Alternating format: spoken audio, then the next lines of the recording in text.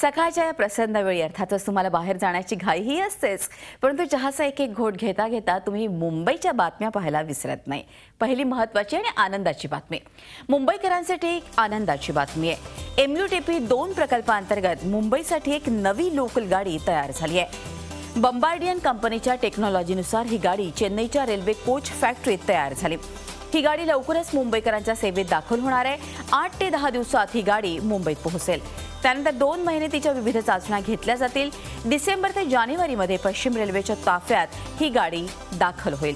सध्या अस्तित्वात असलेल्या सिमेन्सच्या लोकलपेक्षा ही गाडी वेगळी आहे। स्टेनलेस स्टीलची बॉडी असलेल्या या गाडीत जास्त जागा आहे, तसेच व्हेंटिलेशनची सोयही जास्त चांगली आहे। येत्या वर्षात ही अशा 72 गाड्या पश्चिम आणि मध्य रेल्वेला उपलब्ध होणार आहेत।